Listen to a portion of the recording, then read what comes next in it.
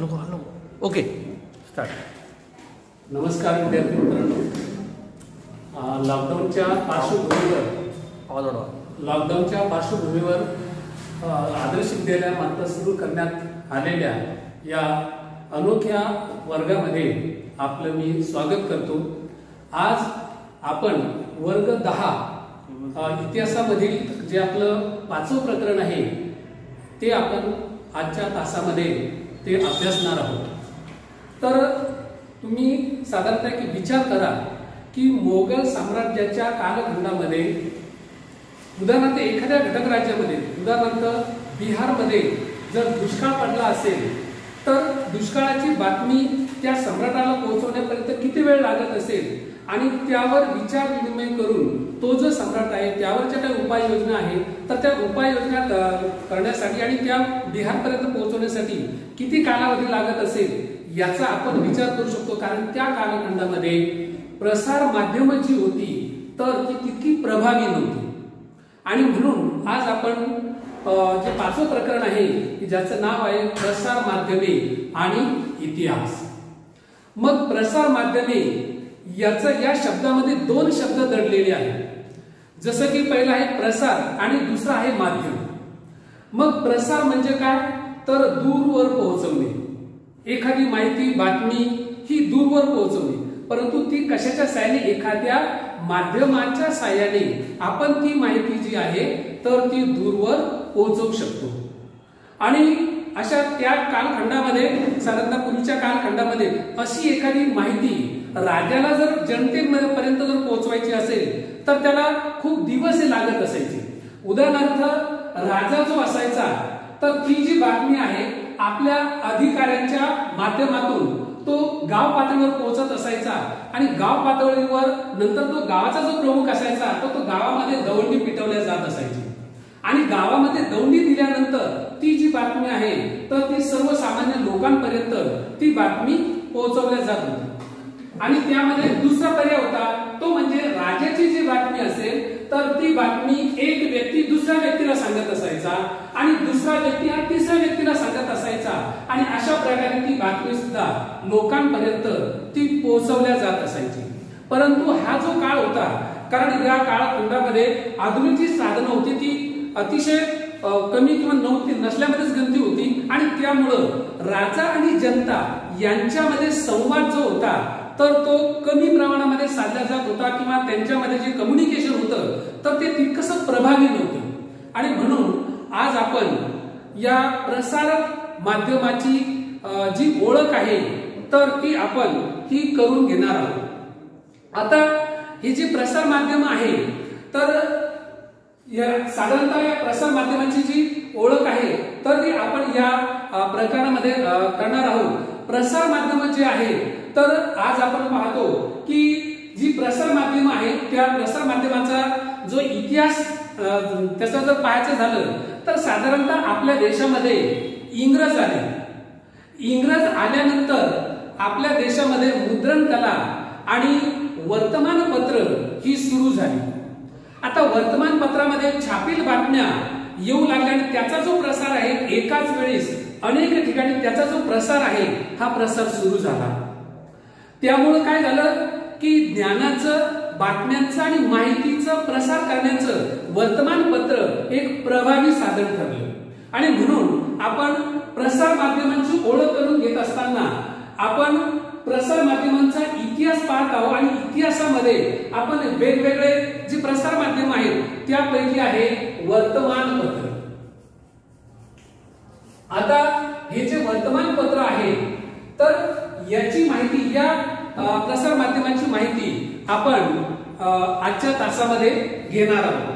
मग वर्तमानपत्र हे कशाला म्हणतात तर वर्तमानपत्र की ज्यामध्ये मुख्य ठळक बातम्या त्यानंतर अग्रलेख त्यानंतर इतरांची मतांतरे जाहिरात रंजक आणि अशा प्रकारचा जो मजकूर ज्याच्यामध्ये सामावलेला आहे आणि जे ठराविक कालखंडामध्ये छापून वितरित केल्या जाणारे जे प्रकाशन आहे त्याला वर्तमानपत्र असं म्हटलं जातं. मग ठराविक कालखंडामध्ये आणि नियमितपणे जे वितरित केलं जातं त्याला वर्तमानपत्र असं म्हटलं जातं. मग या वर्तमानपत्रामध्ये साधारणतः कोणकोणत्या गोष्टींचा अंतर्भाव केलेला असायचा, तर वर्तमानपत्रामध्ये स्थानिक, त्यानंतर देश पातळीवर आणि जागतिक ज्या काही बातम्या आहेत तर त्याचा समावेश साधारणतः या वर्तमानपत्रामध्ये हा करण्यात आलेला असायचा. आणि आताही सुद्धा तीच पद्धत चालू आहे. आता प्राचीन कालखंडामधील किंवा मागचे जे काही वर्तमानपत्र जर आपण पाहिले तर त्या वर्तमानपत्रामध्ये त्या कालखंडामध्ये जे काही दैनंदिन ज्या काही घटना त्याच्यामध्ये नमूद करण्यात आलेल्या आहेत, तर या दैनंदिन ज्या काही घटना आहेत त्या जर आपण पाहिल्या तर त्या कालखंडामधल्या त्या ऐतिहासिक नोंदीचा एक दस्तऐवज म्हणून त्याचा उपयोग केला जातो. कारण काय? कारण मागचे जे वर्तमानपत्र जर आपण पाहिले, गेल्या 50-50 वर्षामध्ये जर वर्तमानपत्र जर पाहिले आणि त्याच्या जर आपण जर बातम्या पाहिल्या तर आपल्याला कळून येतं की त्या कालखंडामध्ये कोणत्या समस्या होत्या, त्या कालखंडामध्ये राजकीय, राष्ट्रीय आणि स्थानिक पातळीवर कोणकोणत्या समस्या होत्या तर त्या आपल्याला दिसून येतं. म्हणून ऐतिहासिक नोंदी ठेवण्याचं एक महत्वाचं दस्तऐवज म्हणून वर्तमानपत्राकडे पाहिल्या जाते. आता या वर्तमानपत्राचा पूर्व इतिहास किंवा वर्तमानपत्राची पूर्वसूची, वर्तमानपत्राची पूर्वसूची किंवा त्याचा जो काही इतिहास आहे वर्तमानपत्राचा, तर साधारणतः इजिप्तची संस्कृती जी आहे, कारण जगामध्ये अनेक काही प्राचीन संस्कृती आहेत, त्यामध्ये भारत, त्यानंतर ग्रीक, इजिप्त, चायना इत्यादी सारख्या ज्या प्राचीन संस्कृती आहेत, तर त्यामध्ये इजिप्तची जी संस्कृती आहे तर ती प्राचीन संस्कृती आहे. आणि इजिप्तच्या संस्कृतीमध्ये इसवी सन पूर्वच्या कालखंडामध्ये त्या ठिकाणी राजाचे जे काही आदेश असायचे तर राजाचे आदेश हे त्या कोरीव लेख हे लिहिल्या जात असायचे आणि ते सार्वजनिक ठिकाणी लटकून ठेवल्या जात असायचे. आता जे कोरीव लेख असायचे तर हे साधारणतः, कारण त्या कालखंडामध्ये कागदाची निर्मिती किंवा कागदाचा शोध लागलेला नव्हता, त्यामुळं ताम्र आणि पितळ यांच्या पत्र्यावर त्या ठिकाणी लेख हे लिहिले जात असायचे. आणि ती जी माहिती आहे सर्वसामान्य लोकांना ती माहिती कळावी म्हणून सार्वजनिक ठिकाणी, ज्या ठिकाणी लोक एकत्र येतात अशा ठिकाणी ती माहिती किंवा ते लेख त्या ठिकाणी लटकून ठेवल्या जात असायचे. अशा प्रकारे लोकांपर्यंत ती जी माहिती आहे ती माहिती ही पोहोचवल्या जात असायची. त्यानंतर रोमन साम्राज्याच्या कालखंडामध्ये राजाचे जे आदेश असायचे, राजाचे जे हुकूम असायचे तर त्या एका कागदांवर, अनेक कागदांवर ते लिहिल्या जात असायचे. आणि लिहिल्यानंतर ते जे कागद आहेत तर ते प्रांतोप्रांती ते पाठवल्या जात असायचे. आणि अशा प्रकारे ती माहिती सर्वसामान्य लोकांपर्यंत ती वितरित केल्या जात असायची. त्यानंतर ज्युलियस सीझरच्या अधिपत्याखाली ऍक्टा डायर्ना,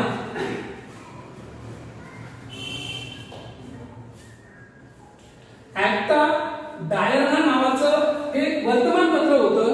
तर हे वर्तमानपत्र आणि यामध्ये साधारणतः स्थानिक म्हणजे देश आणि राज्याची जी राजधानी आहे त्या ठिकाणच्या ज्या काही घटना असायच्या तर त्याच्यामध्ये त्या नोंदवलेल्या असायच्या. आणि या ऍक्टा डायर्नामध्ये साधारणतः रोमन साम्राज्याच्या कालखंडामध्ये आहे. तर अशा प्रकारचे जे वर्तमानपत्र आहे ते सार्वजनिक ठिकाणी ते लावल्या जात असायचं आणि लोकांपर्यंत ती माहिती आहे तर ती पोहोचवल्या जात असायची. कारण त्या कालखंडामध्ये लोकांपर्यंत सरकारी निवेदने, सरकारी आदेश, हुकूम हे जनतेपर्यंत पोहोचवण्याचं ते एक त्यावेळेचं एक प्रभावी साधन होतं. एवढंच नव्हे तर इसवी सन 7व्या शतकामध्ये चीनमध्ये सरकारी निवेदनं ती लिहिल्या जात असायची आणि ते जे कागद असत तर ते कागद सार्वजनिक ठिकाणी त्याचं वाटप केलं जात असायचे.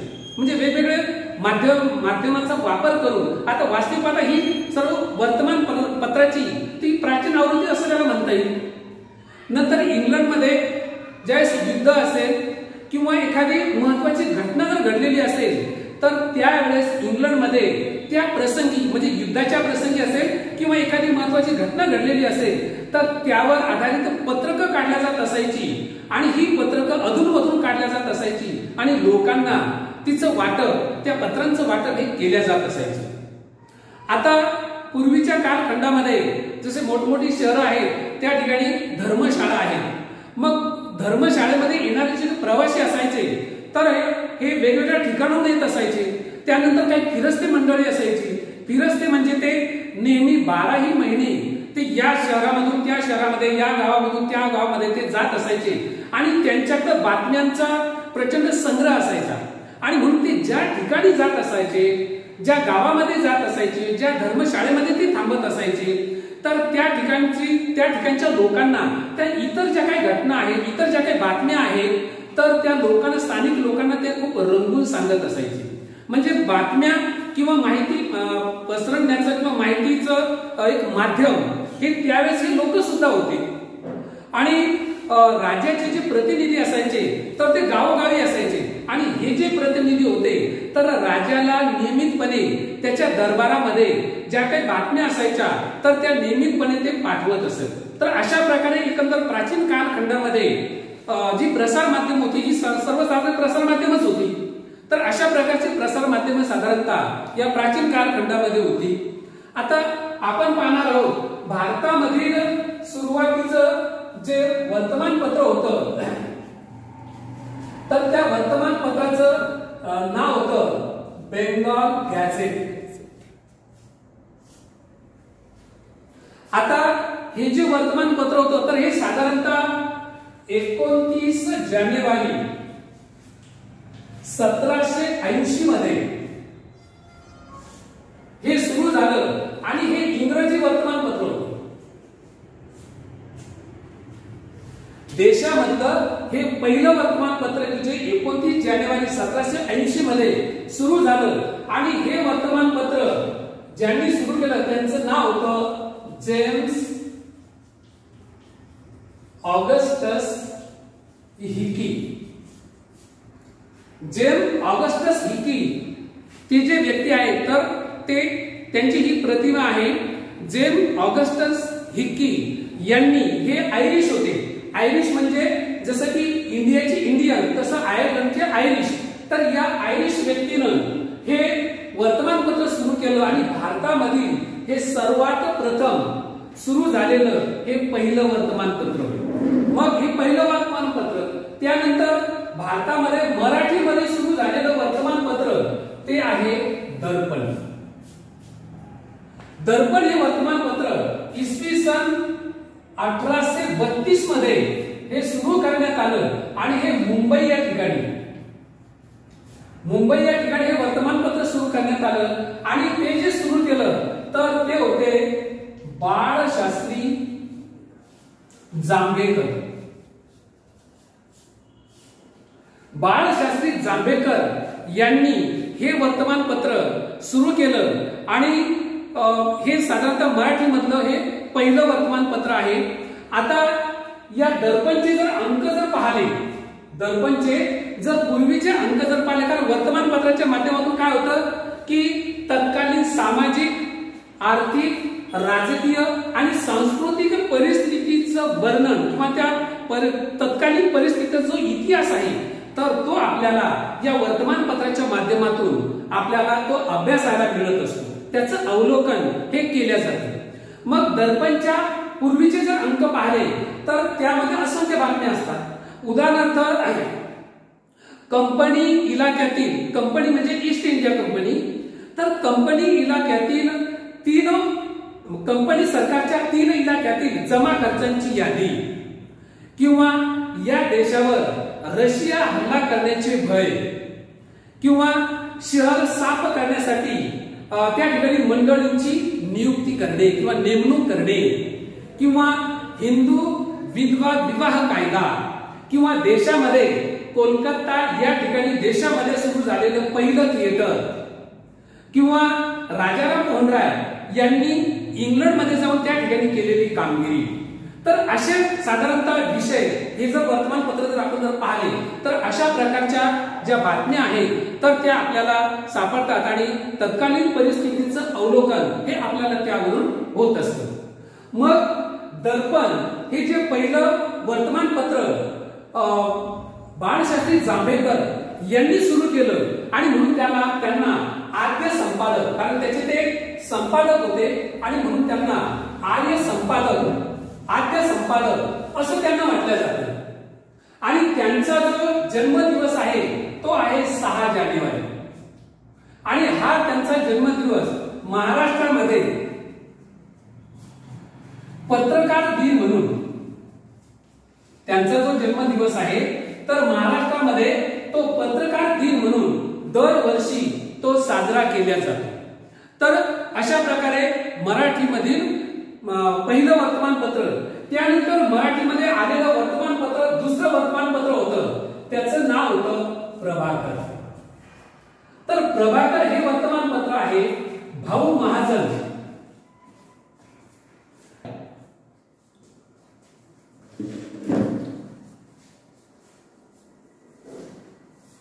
दर्पणच्या नंतर आलेलं नंतरचं जे वर्तमानपत्र आहे ते आहे प्रभाकर. आणि प्रभाकर हे भाऊ महाजन यांनी सुरू केलेलं आहे. या वर्तमानपत्राने फ्रेंचांच्या बंडाचा इतिहास म्हणजेच फ्रेंच राज्यक्रांतीचा इतिहास, फ्रेंच राज्याची क्रांती जी आहे 1789 मध्ये झाली, तर तिचा जो इतिहास आहे तर हा साधारणतः प्रभाकर मध्ये आपल्याला बघायला मिळतो. त्यानंतर प्रभाकर मध्ये गोपाळ हरी देशमुख यांना लोकहितवादी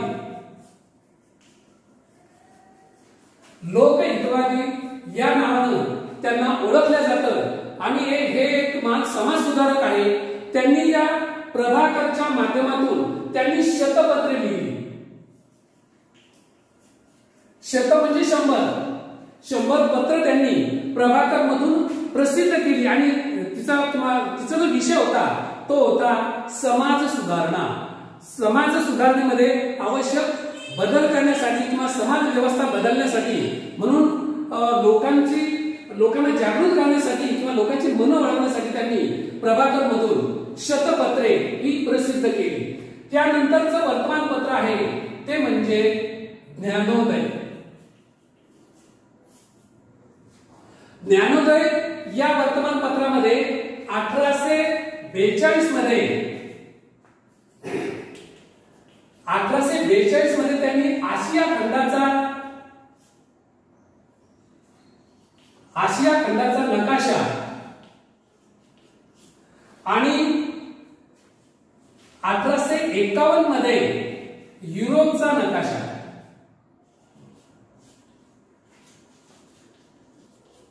या ज्ञानोदय मध्ये त्यांनी तो छापला. आणि मराठीच्या वर्तमानपत्रामध्ये चित्र छापण्याचा जो पहिला मान आहे तर तो या ज्ञानोदय या वर्तमानपत्राला दिला जातो. विजेच्या माध्यमातून एखादी बातमी पसरवण्याचं यंत्र म्हणजे टेलिग्राम.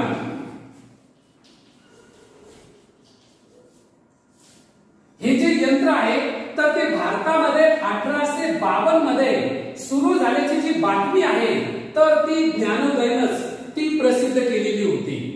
त्यानंतर भारतामध्ये प्रथम रेल्वे जी सुरू झाली तर तिची जी बातमी आहे ती सुद्धा या ज्ञानोदयने दिलेली होती. आणि त्या बातमीचं जे शीर्षक होतं तर ते शीर्षक अतिशय मजेशीर होतं. ते शीर्षक त्यांनी दिलेलं होतं चाक्या मसोबा. आता या शीर्षकाखाली भारतामध्ये पहिली रेल्वे सुरू झाली. कारण हे असं शीर्षक त्यांनी का दिलं, कारण भारतामधील जे लोक होते त्या बहुतांश लोक अडाणी होते, सर्वसामान्य लोक अडाणी होते. एवढी जगामध्ये एवढी प्रगती झाली त्यांना माहिती नव्हतं. आणि म्हणून भारतामध्ये ज्यावेळेस मुंबई ठाणे 34 किलोमीटरची पहिली रेल्वे सुरू झाली तर त्यावेळेस रेल्वेला बघून भारतीय लोक सैराला पळत सुटत. कारण त्यांना ते खूप अवघड वाटत असतं. कारण तिची चाके लहान नाही, परंतु तिच्यावर केवढं मोठं मशीन आहे आणि आपल्या अंगावर येतं की काय अशा प्रकारची भीती त्यांना वाटत होती. आणि जेव्हा रेल्वे ट्रॅकने चालायची त्यावेळेस भारतीय लोक सैराला पळत असत. आणि इंग्रजांना भारतीय लोकांची मदत घ्यायची होती प्रशासनामध्ये. आणि म्हणून इंग्रजांनी भारतीय लोकांना जबरदस्ती त्या रेल्वेमध्ये टाकलं. काही लोकांचे हातपाय बांधून त्यांनी सुरुवातीला रेल्वेमध्ये टाकले की यांना काही होत नाही, त्या लोकांना सवय लावायसाठी, कारण त्या भारतीय लोकांचा सुद्धा त्यांना हा उपयोग करून घ्यायचा होता.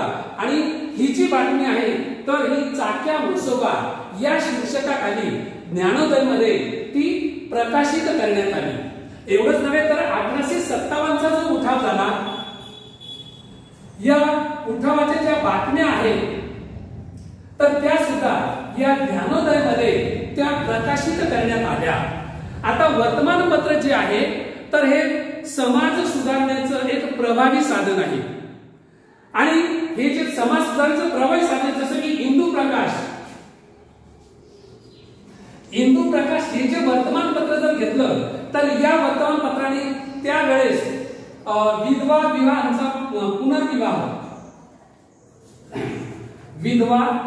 पुनर्विवाह याचा त्यांनी पुरस्कार केला.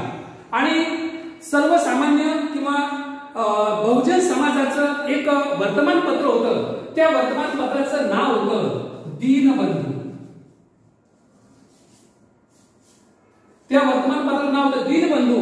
आणि महात्मा फुले यांचे जे सहकारी होते त्यांचं नाव होतं कृष्णराव भालेकर.